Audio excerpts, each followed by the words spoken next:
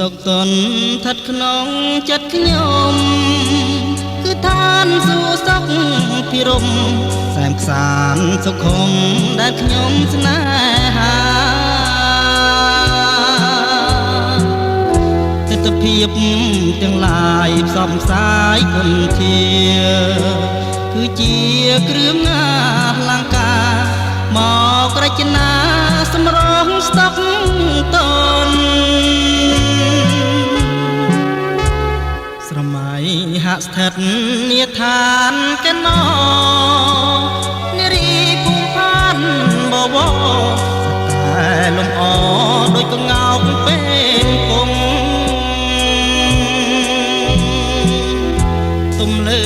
ក្បាលទូកដ៏សមទ្រឿងទ្រង់សក់វែងរលើបរលងភ័ក្រផោផងដូចកាណរៃគប់ចិត្តគយគុណអរុណរះរះ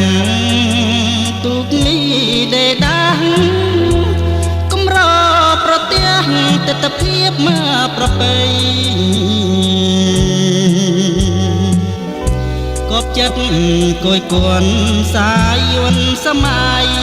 រលក្រលេងចាំងរស្មីដូចពេជ្រច្នៃរាជណា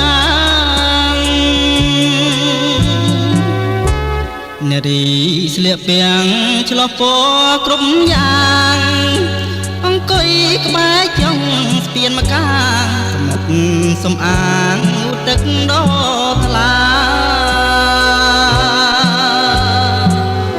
ខ្លះស្លៀកពាក់ខ្លីអាវស្ដើងសង្ហាចលផាតមកប៉ះ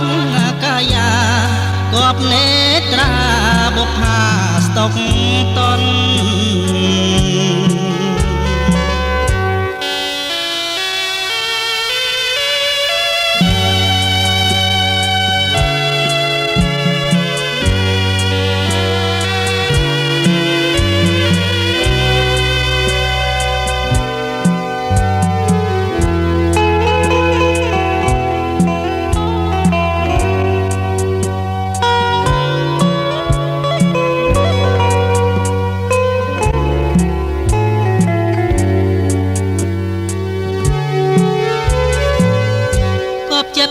គយគុណ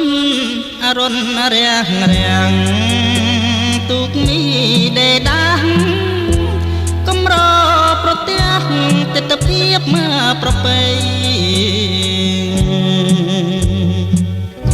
គប់ចិត្តគយគុណសាយយន្តសម័យរលក្រលេងចាំងរស្មីដូចពេជ្រច្នៃរាជណានារីស្លៀកពាំងឆ្លោះពណ៌គ្រប់យ៉ាងអង្គុយក្បែរចុងស្ពានម្ខាងសម្អិតសំអាងងូតទឹកដ៏ថ្លាខ្លះស្លៀកពាក់ខ្លីអាវស្ដើងសង្ហាចលផាត់មកប៉ះកាយាគប់នេត្រាបុប្ផាស្តុកតន